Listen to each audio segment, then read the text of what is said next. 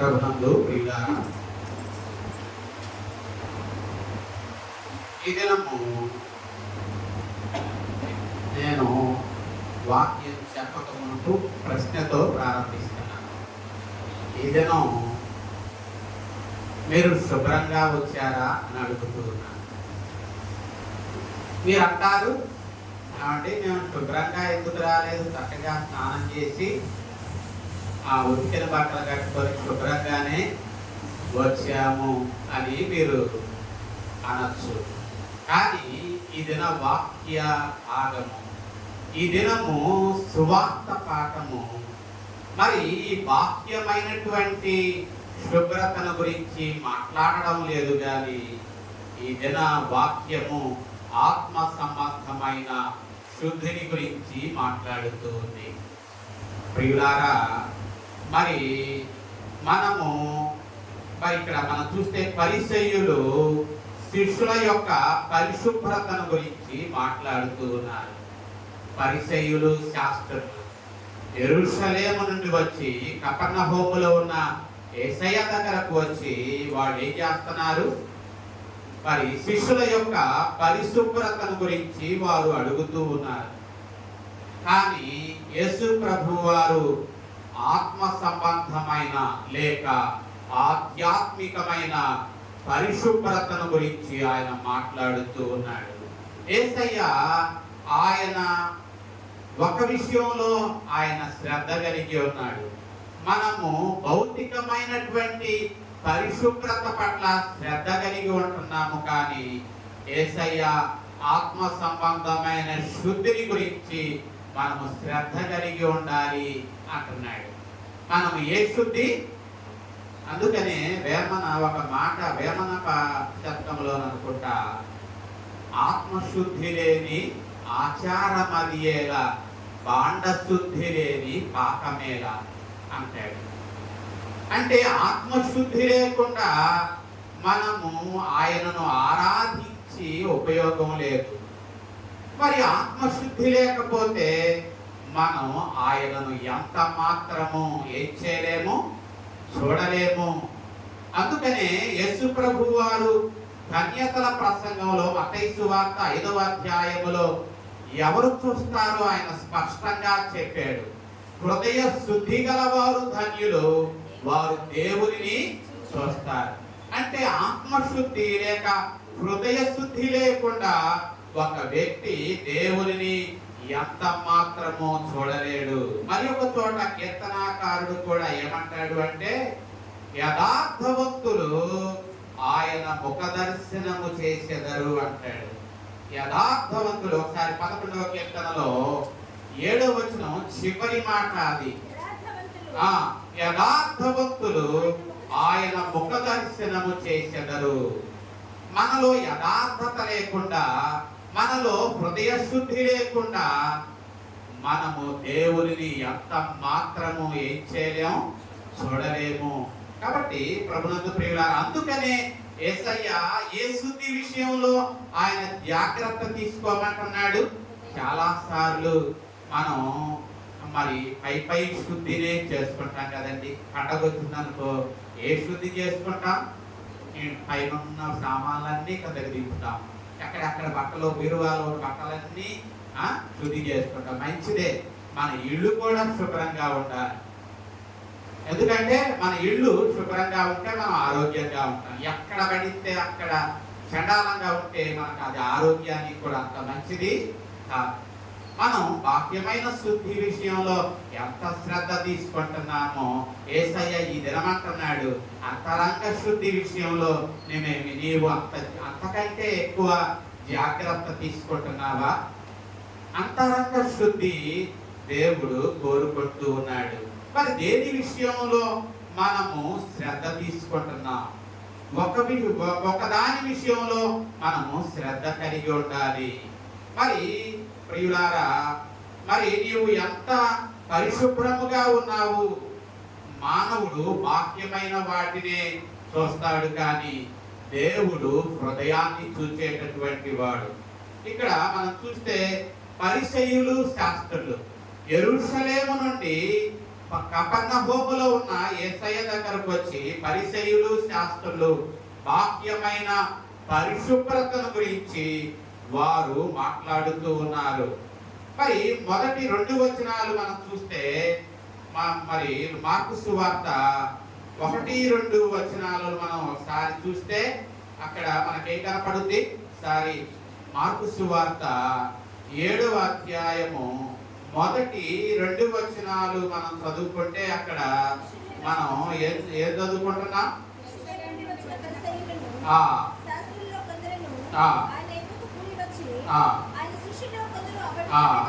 ఇక్కడ ప్రియులారా, యెరూషలేము నుండి వచ్చిన పరిసయ్యులు శాస్త్రులు కొందరు ఆయన యొద్దకు వచ్చారు. ఆయన ఎక్కడున్నాడు? ప్రస్తుతం కపెర్నహూములో ఉన్నాడు. కపెర్నహూములో ఉన్నటువంటి యేసు ప్రభు దగ్గరకు యెరూషలేములో నుండి పరిసయ్యులు శాస్త్రులు కూడి వచ్చి ఆయన శిష్యులలో కొందరు అపవిత్రమైన చేతులతో, అనగా కడుగనటువంటి చేతులతో భోజనము చేయడం వారు చూచారు. ప్రియులారా, మరి ఇక్కడ మనం చూస్తే సాధారణంగా పరిసయ్యులకు శాస్త్రులకు కొన్ని విషయాలలో ఏకాభిప్రాయం లేదు. వాళ్ళకి పరిసయ్యుల నమ్మకం వేరు, శాస్త్రుల యొక్క నమ్మకం వేరు. పరిసయ్యులకు శాస్త్రులకు కొన్ని సిద్ధాంత విభేదాలు ఉన్నాయి. కానీ వారు ఆ సిద్ధాంత విభేదాలను ప్రక్కన పెట్టి వారు ఇరువురు కలిసి ఎక్కడికి వచ్చారట? యేసు ప్రభు దగ్గరకు వచ్చారు. యేసు ప్రభు దగ్గరకు వారు యెరూషలేము నుండి కపెర్నహూమునకు కలిసి ప్రయాణం చేశారు. 2 మనుషులకు భేదాభిప్రాయాలుంటే వారు సాధారణంగా కలిసి ఏం చేయలేరు? ప్రయాణం చేయలేరు. కానీ ఇక్కడ శాస్త్రులకు పరిసయ్యులకు కొన్ని విభేదాలు ఉన్నాయి. కానీ వాళ్ళు మాత్రం ఆ విభేదాలను పక్కన పెట్టి వారు చాలా దూరము ప్రయాణించి వారు ప్రభు దగ్గరకు వచ్చారు. యేసు ప్రభు దగ్గరకు వచ్చి యేసు ప్రభు పట్ల వారికి ఉన్నటువంటి ద్వేషాన్ని వారు బయట పెట్టారు.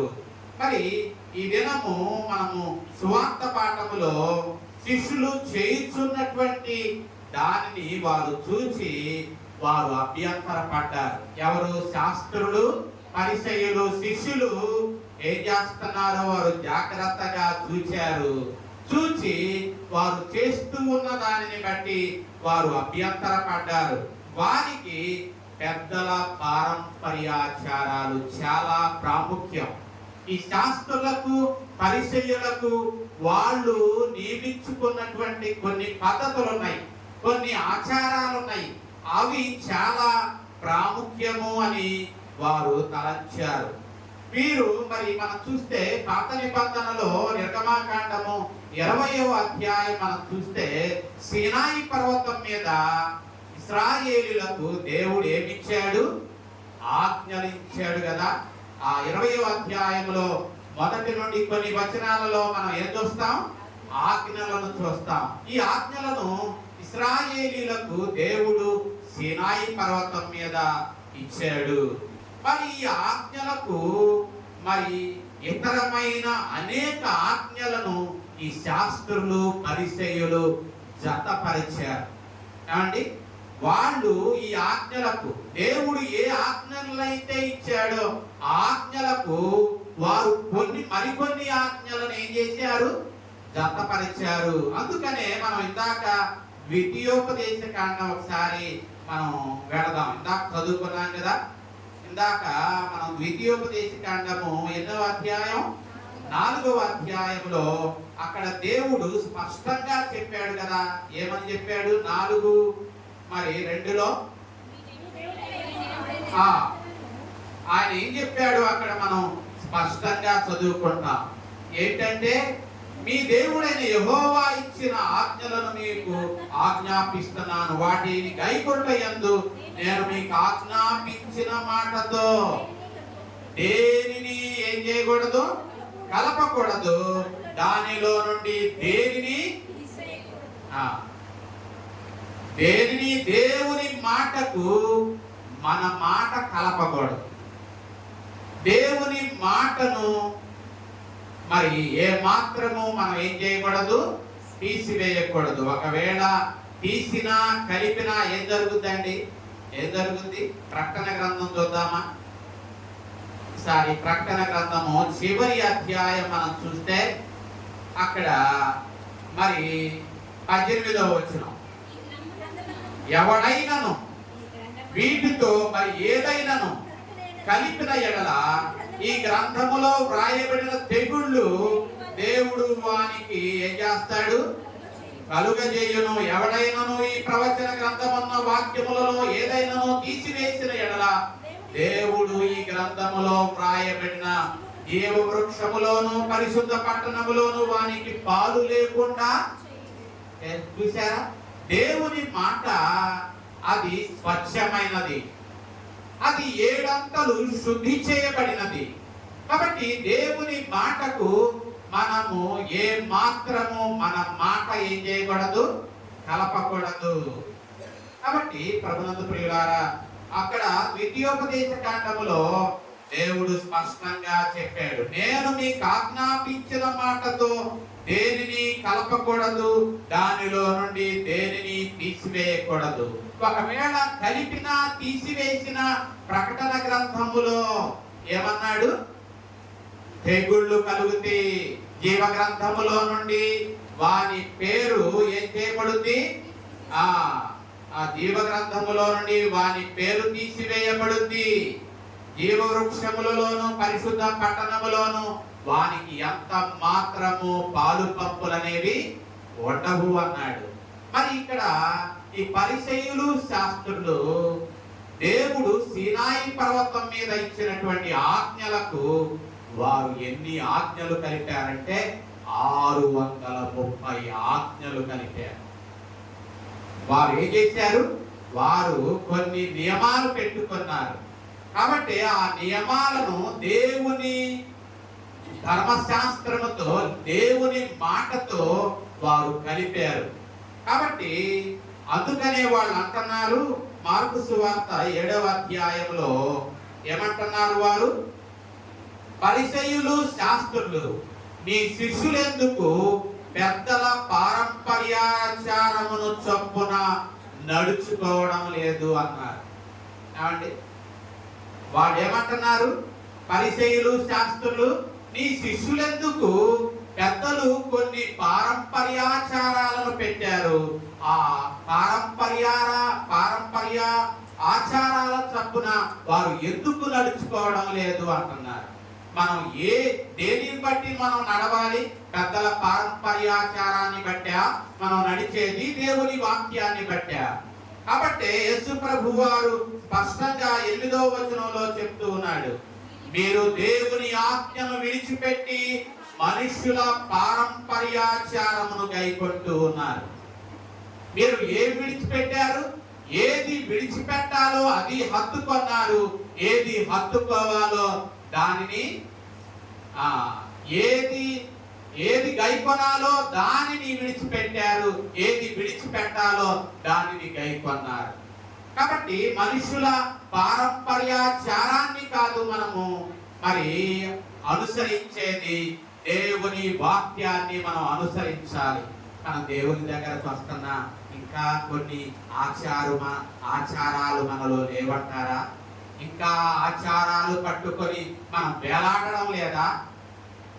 కాబట్టి ప్రభునందు ప్రియులారా, మన దేవుని మాట నీ ఆజ్ఞ ఏమన్నాడు? 119వ కీర్తనలో కీర్తనాకారుడు, నీ వాక్యము నా పాదములకు దీపము, నా త్రోవకు వెలుగు అన్నాడు. దేవుని వాక్యమే మన వెలుగుగా ఉండాలి, దేవుని వాక్యమే మనను నడిపించాలి, దేవుని వాక్యమే మనలను ఏలుబడి చేయాలి, దేవుని వాక్యము చేత మన హృదయాలు నింపబడాలి. అంతేకాని పెద్దల పారంపర్యాచారాలు, ఈ లోక సంబంధమైన ఆచారాలు మనం అనుసరించుటకు ఎంత మాత్రము వీలు లేదు. అందుకనే ఎఫ్సి పత్రికలో పౌలు స్పష్టంగా చెప్తూ ఉన్నాడు. పౌలు ఏమంటున్నాడంటే, 4:17 అంటున్నాడు, అన్యజనులు నడుచుకున్నట్లు మీరిక మీదట నడుచుకొనవలదని ప్రభునందు మీకు సాక్ష్యమిస్తూ ఉన్నాను. మీరు అన్యజనులు నడుచుకున్నట్లు, ఈ ఎఫెసీ సంఘము ప్రభు దగ్గరకు వచ్చినప్పటికీ అన్యజనులు నడుచుకున్నట్లు నడుచుకుంటూ ఉన్నారు. అన్యుల ఆచారాలను అనుసరిస్తున్నారు. మనుషుల పెద్దల పారంపర్యాచారాన్ని అనుసరిస్తూ దేవుని వాక్యాన్ని విడిచిపెట్టారు.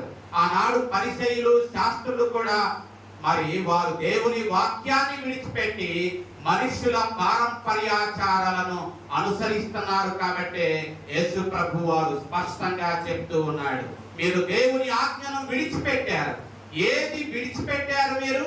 ఏదైతే మిమ్మల్ని బ్రతికిస్తుందో, ఏదైతే మీలోని అవిశ్వాసాన్ని దూరం చేస్తుందో, ఏదైతే ఏ వాక్యం అయితే మిమ్మల్ని ఆదరిస్తుందో, బలపరుస్తుందో, సరైన మార్గములో మిమ్మల్ని నడిపిస్తుందో ఆ వాక్యాన్ని మీరు విడిచిపెట్టారు. మనుష్యుల పారంపర్యాచారాన్ని మీరు అనుసరిస్తున్నారు. ఏది విడిచిపెట్టాలి? ఒకప్పుడు వాటిని హత్తుకున్నావు కదా, వాటి ప్రకారము అవి నిన్ను ఏలుబడి చేసినాయి కదా, ఇక నీవు మరి అందుకనే మరి ఒక చోట కూడా పూర్వము ఆ ఎఫ్సి పత్రికలోనే 4:8 మీరు పూర్వము చీకటి అయి ఉంటిరి, ఇప్పుడైతే మీరు ప్రభునందు వెలుగై ఉన్నారు అంటాడు. ఏమంటాడు? పూర్వము మనం ఏమై ఉన్నాం?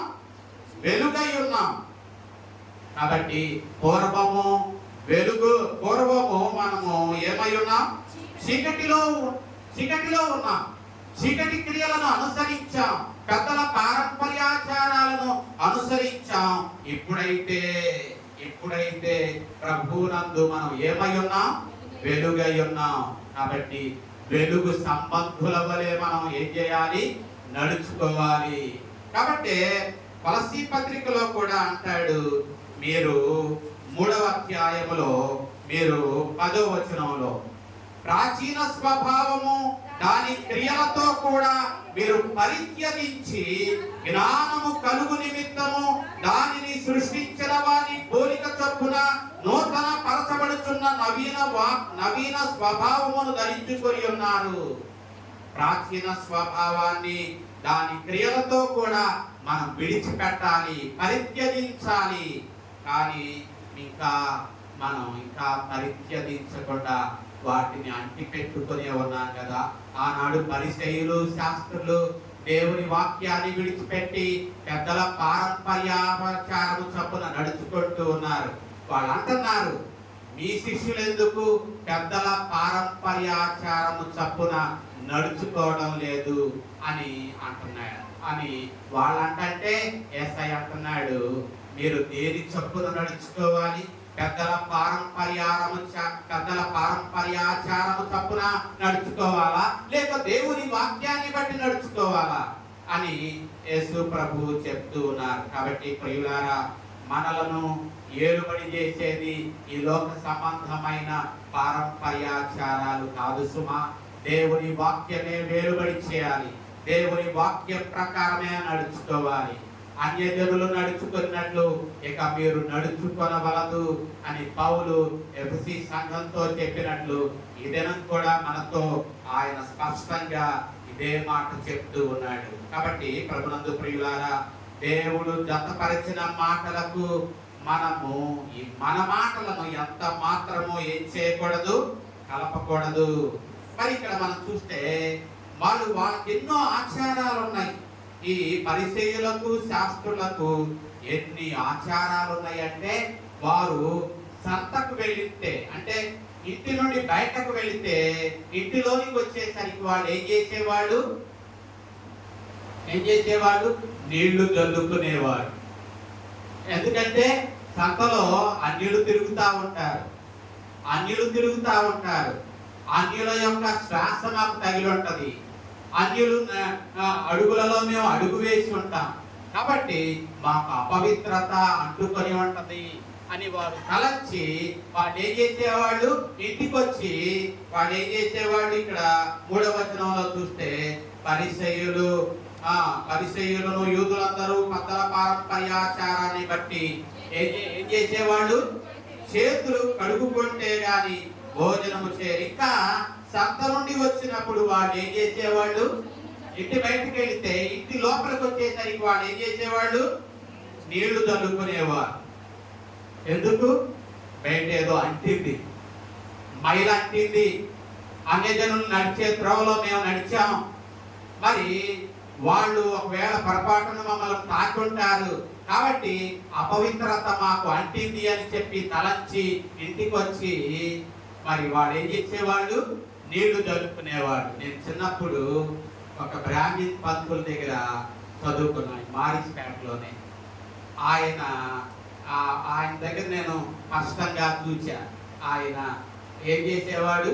మాకు చదువు నేర్పి ఇంట్లోకి వెళ్ళి ఏం చేసేవాడు? చెంబు, ఒక రాగి చెంబు ఉండేది, ఆ చెంబులో నీళ్లు ఉండేవి. ఆ నీళ్లు చేతిలో పోసుకొని ఏం చేసుకునేవాడు? ఇక్కడికి వచ్చిన వాళ్ళందరూ, అక్కడ చదువు చెప్పిన వాళ్ళందరూ ఎవరో బ్రాహ్మణ్స్ కాదు. కాబట్టి ఒకవేళ వాళ్ళ వలన నాకు ఏమైంది అంటూ మైల ఏమైనా పడ్డానేమో అని చెప్పి ఆయన ఏం చేసేవాడు? ఇంట్లోకి వెళ్లే ముందు ఆ గడప మీదే ఉండి ఏం చేసేవాడు? ఆ చెంబు ఆ గడప దగ్గరే ఉండే ఆ నీళ్లు చేతిలో పోసుకొని ఎట్ట చల్లుకునేవాడు. అచ్చంగా అదే పని ఈ పరిసయ్యులు, శాస్త్రులు కూడా చేశారు. అందుకనే యేసు ప్రభు వారు ఏమంటున్నాడు అంటే, అపవిత్రత అనేది ఎంత మాత్రము బయట నుండి రాదు. అపవిత్రత మిమ్మలను అపవిత్రులుగా చేసేది ఎంత మాత్రము బయట నుండి రాదు. మరి అపవిత్రత ఎక్కడి నుండి వస్తుంది? మీలో నుండే వస్తుంది. అపవిత్రత మీలో నుండే వస్తుంది. అదే విషయాన్ని యేసు ప్రభు వారు మరి స్పష్టంగా 18వ వచనం చదువుతారా? 2వ భాగంలో, మీరు ఎంత అవివేకులై ఉన్నారా? మార్కు సువార్త 7:18 2వ భాగంలో, మీరు ఎంత అవివేకులై ఉన్నారా? వెలుపల నుండి మనుషుని లోపలికి పోవునది ఏది కూడా ఏం చేయదట? వారిని అపవిత్రునిగా చేయజాలదని మీరు గ్రహించటం లేదా? అది వాని హృదయములో ప్రవేశించి కడుపులోనే. ఇక్కడ యేసు ప్రభు వారు ఒకటి చెప్తూ ఉన్నాడు. ఈ శిష్యులు ఏం చేస్తున్నారు? చేతులు కడుగుకోకుండా వాళ్ళు భోజనం చేస్తున్నారు. అది పరిసయ్యులు, శాస్త్రులు చూచారు. పరిసయ్యులు, శాస్త్రులు వాళ్ళు చేతులు కడుగుకోకుండా తినడం చూసి అయ్యో గుండెలు బాదుకుంటున్నారు. వాళ్ళు అయ్యో వీళ్ళు ఎంత అపవిత్రమైన పని చేస్తున్నారు, చేతులు కడుక్కోకుండా వీళ్ళు భోజనం చేస్తున్నారే అంటున్నారు. అంటే చేతులు భోజనం చేసేటప్పుడు చేతులు కడుక్కోవచ్చా? కడుక్కోవాలి? మీరే చెప్పండి. కడుక్కోవాలి. ఎందుకంటే మనం ఎన్నో వస్తువులను ముట్టుకుంటాం. ఆ వస్తువులు ముట్టుకున్నప్పుడు కొంత మలినం చేతులకు అంటుంది. మనం ఏదైనా తినేటప్పుడు మన పిల్లలను కూడా, చిన్న పిల్లలు ఉంటారు కదా, కడుక్కున్నావా, చేయి కడుక్కున్నావా అంటాం. ఎందుకు? మన చేతులతో ఎన్నో తాకుతాం కాబట్టి. ఆ చేతులతో అలాగే తింటే అనారోగ్యం కలుగుద్ది. అపవిత్రత కాదు సుమా, అనారోగ్యం కలుగుద్ది. అంటే అది ఆరోగ్యానికి అంత మంచిది. చేతులు కడుక్కోకుండా తినడం అది ఆరోగ్యానికి అంత మంచిది కాదు. దాని వలన చేతులు కడుక్కోకుండా తినడం వలన అపవిత్రత ఒకరి హృదయములోనికి ఎంత మాత్రము ఏమవదు? ప్రవేశించదు. అపవిత్రత అనేది ఆ పరిసయ్యులు, శాస్త్రులు, ఆనాటి మత నాయకులు అనుకున్నారు భోజనం వాళ్ళకు ఒక అనుమానం ఉంది. భోజనం మీదంట పీసా అనే ఒక దురాత్మ ఉంటదట. పీసా అనే ఒక దురాత్మ ఉంటది. ఆ దురాత్మ ఆ భోజనం మీద ఉంటదట. ఎవరైనా మరి చేతులు కడుక్కోకుండా మరి ఆ భోజనాన్ని తింటే ఆ భోజనముతో పాటు ఆ దురాత్మ ఏమవుద్ది? భోజనాన్ని దేనితో తింటాం? నోటితో తింటాం. ఎప్పుడైతే ఆ భోజనం మీద ఆ పిసా అనే దురాత్మ ఉంటుందో, భోజనం తినేటప్పుడు ఆ భోజనంతో పాటు ఆ దురాత్మ కూడా ఏమవుద్ది? లోపలికి వెళ్ళి ఆ వ్యక్తిని ఏం చేస్తుంది? అపవిత్రపరచుద్ది అన్న ఒక అనుమానం వాళ్ళకుంది. కాబట్టి యేసు మరి 15వ వచనములో ఆయన స్పష్టంగా చెప్తూ ఉన్నాడు, వెలుపల నుండి లోపలికి పోయి మనుష్యుని అపవిత్రునిగా చేయగలిగినది ఏమీ లేదు గాని లోపల నుండే బయలు వెళ్ళునవే మనుష్యుని అపవిత్రునిగా చేయును. లోపల నుండి అపవిత్రత వస్తుంది కానీ వెలుపల నుండి ఎంత మాత్రము ఒక వ్యక్తికి అపవిత్రత అనేది వెళ్ళదు. లోపల నుండి వచ్చేది ఏది? లోపల నుండి వచ్చేది అంటే 21వ వచనంలో చెప్తూ ఉన్నాడు, లోపల నుండి అనగా మనుషుని హృదయములో నుండి దురాలోచనలు, జారత్వము, దొంగతనము, నరహత్య, వ్యభిచారము, లోభములు, చెడుతనములు, కృత్రిమములు, కామవికారము, మత్సరము, దేవదోషణ, అహంభావం, అవివేకము, ఇవే మనుష్యుడిని ఏం చేస్తాయి? అపవిత్రునిగా చేస్తాయి. గాని చేతులు కడుక్కోపోవటం వలన మనుష్యుడు ఎంత మాత్రము ఏమవడు? అపవిత్రుడుగా మారడు. అపవిత్రత అనేది హృదయములో నుండి వచ్చుద్ది. అపవిత్రత మన హృదయములోనే ఉంది కాబట్టి ఆ అపవిత్రత మనలను అపవిత్రులుగా చేస్తుంది. కానీ ఒకని భోజనము వారిని ఎంత మాత్రం అది కడుపులోకి వెళ్ళుద్ది. అది ఏమండి? ఆహారం ఎక్కడికి వెళ్ళుద్ది? హృదయంలోనికి వెళ్ళుద్దా? కడుపులోకి వెళ్ళుద్దా? అదే యేసయ్య చెప్పాడు. అదే విషయాన్ని యేసు ప్రభు వారు భోజన 19వ వచనంలో ఆహారమట హృదయములోనికి ప్రవేశింపక కడుపులోనే ప్రవేశించి బహిర్భూమిలో విడవబడును. కాబట్టి భోజన పదార్థములు ఎంత మాత్రము మనుష్యులను ఏం చేయలేవు? అపవిత్రము చేయలేవు. అంటే బయట నుండి ఏది కూడా మనలను అపవిత్రము చేయజాలదు. కానీ లోపల నుండే మనుష్యుని హృదయంలో ఎన్ని ఉన్నాయట? ఎన్ని రకాలు ఉన్నాయి మనుష్యుల హృదయంలో? 13 రకాల. మరి ఇవి 13 ఉన్నాయి. ఈ 13 మనుష్యుడిని ఏం చేస్తాయి? అపవిత్రపరుస్తాయి. కాబట్టి ప్రభునందు ప్రియులారా, మనం ఈ దేనికి మనం ప్రాధాన్యతనిస్తున్నాం? మనలను అపవిత్రం చేసేది ఏంటి? మన హృదయంలో అపవిత్రత ఎన్నో విషయాలు మనలను అపవిత్రులుగా చేస్తాయి. కానీ వెలుపల నుండి ఏది కూడా మన హృదయంలో ప్రవేశించి మనలను అపవిత్రులుగా చేయలేదు. మరి మన హృదయంలో ఏముండాలి? మన హృదయంలో ఏముండాలో మరి మనము చూస్తాం కదా.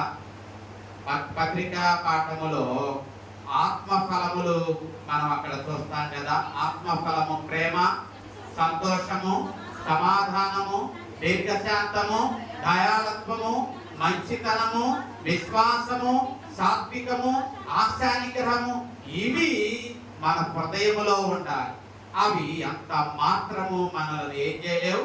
అపవిత్రులుగా చేయదాలు. అవి మన హృదయంలో ఉండాలి.